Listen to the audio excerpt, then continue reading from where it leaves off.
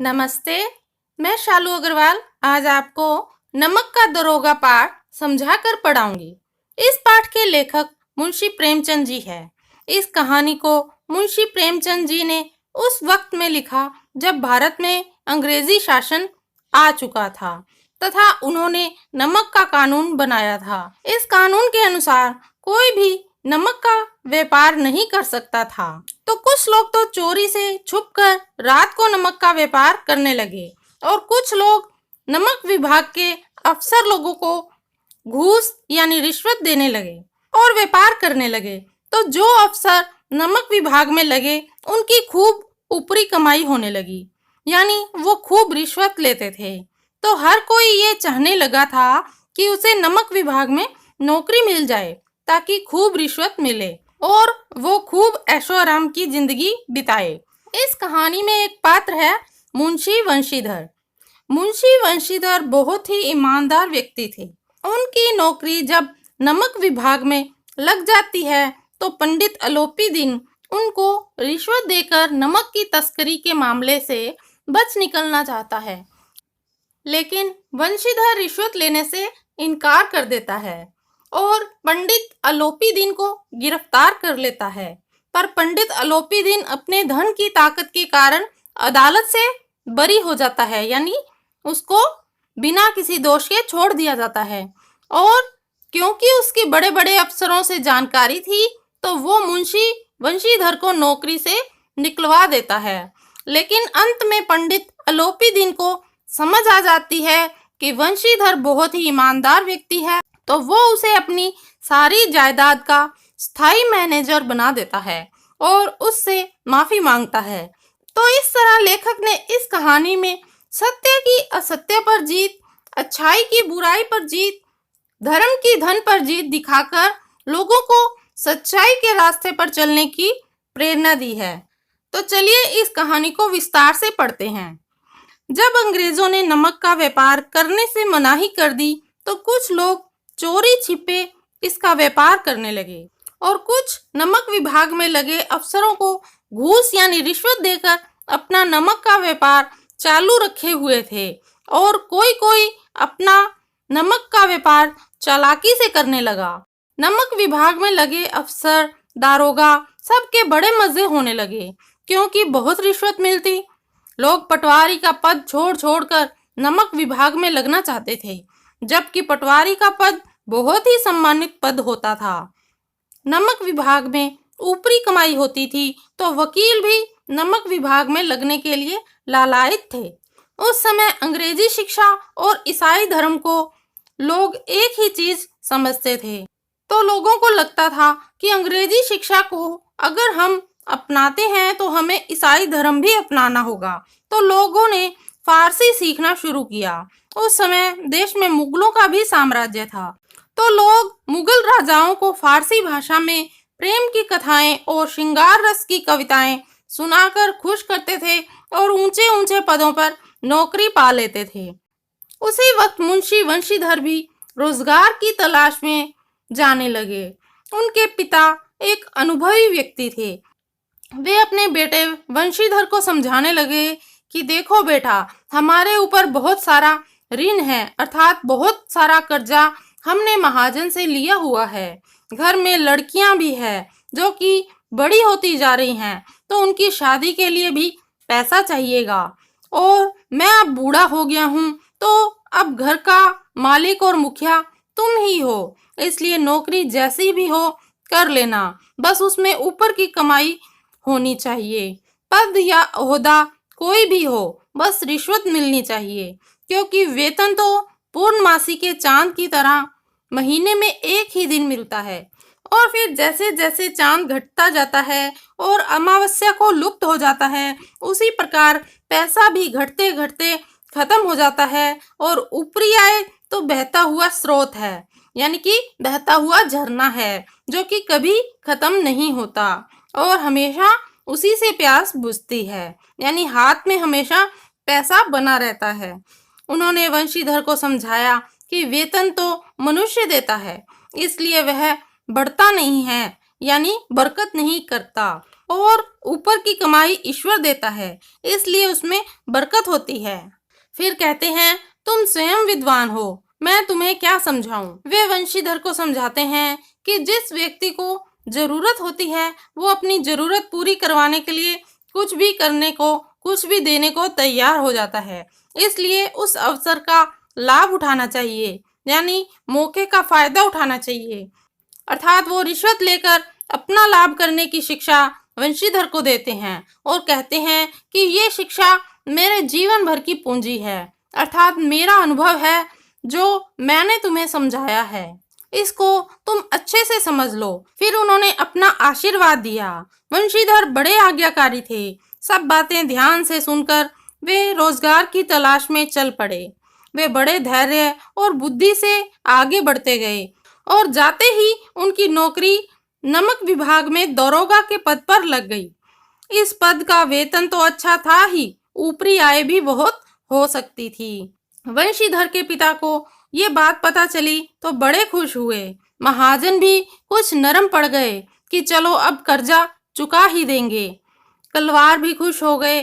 कलवार एक जाति को कहते हैं जिसे आजकल वैश्य जाति भी कहने लगे हैं। इस जाति के लोग पहले शराब का व्यापार करते थे, लेकिन बाद में दूसरे व्यापार करने लगे। तो वे भी वंशीधर की नौकरी लगने पर खुश थे कि अब उनके सामान की बिक्री होगी। पर पड़ोसियों को बड़ी ईर्ष्या हुई कि उनकी नौकरी नमक विभाग में लग गई।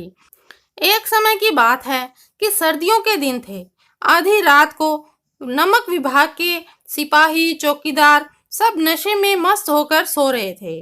मुंशी वंशीधर को नौकरी पर आए 6 महीने ही हुए थे, लेकिन इतने थोड़े समय में ही उन्होंने अपनी कार्यकुशलता और उत्तम व्यवहार से अफसरों को मोहित कर लिया था। कहने का अभिप्राय यह है कि सब अफसर उनके अच्छे व्यवहार से और अच्छे काम से बहुत खुश हो गए थे।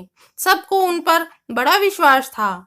नमक के दफ्तर से 1 मील दूर पूरब की ओर जमुना नदी बहती थी, जिस पर एक नावों का पुल बना हुआ था।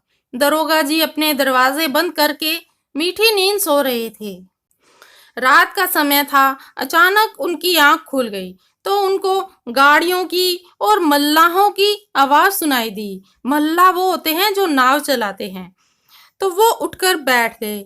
सोचने लगे कि इतनी रात को गाड़ियां क्यों नदी के पार जा रही हैं, जरूर कुछ गड़बड़ है। उन्होंने जल्दी से अपनी वर्दी पहनी और जेब में पिस्तौल रखकर घोड़े पर चढ़कर नदी के पुल पर आ गए। वहां जाकर देखा तो बहुत सी गाड़ियां पुल के पार जा रही थी। डांट कर गाड़ी वालों से पूछा कि ये किसकी गाड़ियां हैं।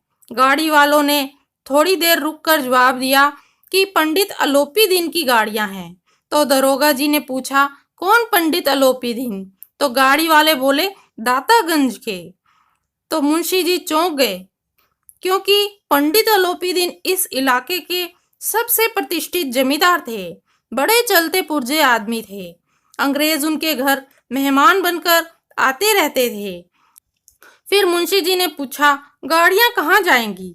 तो उत्तर मिला, कानपुर। फिर मुंशी जी ने पूछा, इन गाड़ियों में क्या है? तो कोई कुछ न बोला। तो मुंशी जी खुद ही गाड़ियों के अंदर से बोरे को खोलकर देखने लगे। देखा तो ये नमक था। पंडित अलोपी दीन को कुछ गाड़ीवान बुलाने गए और पंडित अलोपी दीन को आकर कहने लगे कि दरोगा ने गाड़ियां रोक दी हैं और घाट पर खड़े आपको बुला रहे हैं। पंडित जी को अपने धन पर अखंड विश्वास था। उन्हें कोई चिंता नहीं हुई। उनको लगा कि दरोगा को धन देकर यानी रिश्वत देकर गाड़ियों को छुड़वा लेंगे। बड़े गर्व से वे वहां गए और दरोगा जी से खुशामद करते हुए कहने लगे कि हमसे कौन सा अपराध हो गया है जो आपने गाड़ियां रोक दी। वंशीधर बोले, सरकारी हुक्म है। पंडित जी फिर खुशामद करते हुए बोले कि हमारी सरकार तो आप ही है। फिर रिश्वत की बात करने लगे, पर मुंशी वंशीधर ने मना कर दिया और अपने जमादार बदलू सिंह को कहने लगे कि पंडित अलोपी दीन को गिरफ्तार कर लें, मैं हुक्म देता हूँ। पंडित जी चौंक गए। उनकी जिंदगी में ऐसा पहली बार हुआ था कि कोई धन को इनकार करते हुए उन्हें कठोर बातें सुना रहा था। धन का ऐसा निरादर उन्होंने कभी नहीं देखा था। फिर से दरोगा जी को मनाने तथा रिश्वत देने की कोशिश करने लगे। 1,000 रुपए से शुरू करके 40,000 रुपए तक की रिश्वत देने की बात करते हैं, पर मुंशी जी साफ मना करते हुए कहते हैं कि 40,000 तो क्या 40 लाख पर भी वो अपने धर्म और अपने फर्ज से पीछे नहीं हटेंगे। पंडित अलोपीदीन को गिरफ्तार कर लिया गया। सुबह सबके मुंह पर यही बात थी। दूसरे दिन पंडित जी को अदालत लेकर जाया गया, पर अदालत में पंडित जी के धन का कमाल दिखा। वकील, बड़े अधिकारी, चपरासी, चौकीदार सब उनके गुलाम थे। सब उनकी तरफ दौड़े। सब हैरान थे कि पंडित जी कानून के पंजे में कैसे आ गए। मुंशीधर के पास सत्य के अलावा कोई बल नहीं था। गवाह थे, पर वे लालच के मारे हुए थे। वह न्याय का दरबार था, पर सब पर पक्षपात का नशा चढ़ा हुआ था। फैसला सुनाया गया। पंडित जी को निर्दोष साबित किया गया और दरोगा जी को चेतावनी देकर छोड़ दिया गया। पंडित जी बाहर आए और सब उनके जो रिश्तेदार थे, बंधु थे, उन्होंने रुपए लुटाए।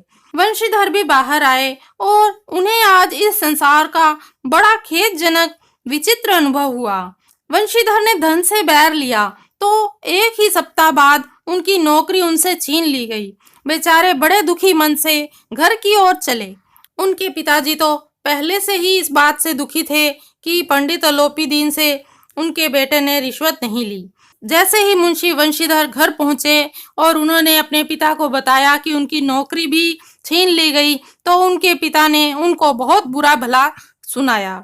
उनकी माताजी को भी बहुत दुख हुआ और उनकी पत्नी ने तो कई दिन तक सीधे मुंह उनसे बात तक नहीं की।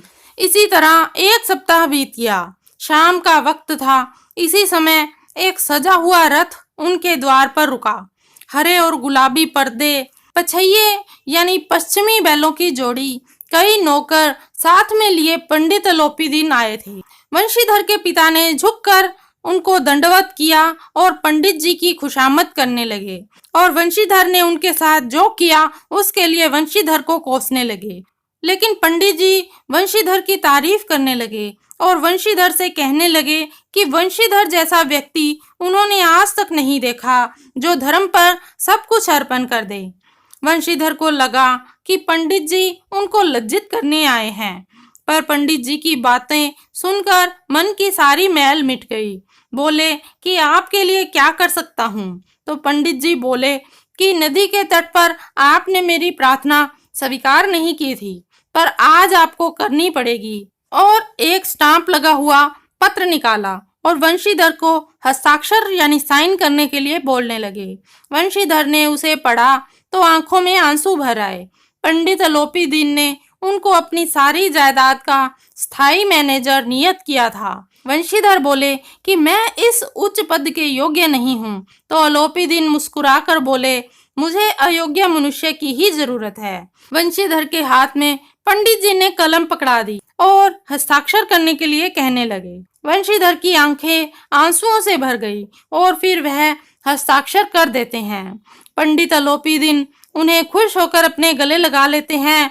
इस तरह लेखक ने इस कहानी में धन पर धर्म की जीत दिखाई है, बुराई पर अच्छाई की जीत दिखाई है और यह दिखाया है कि अच्छे काम का फल अच्छा ही होता है। इसी के साथ ही यह पाठ समाप्त होता है।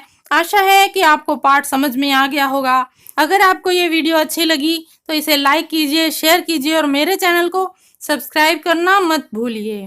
धन्यवाद।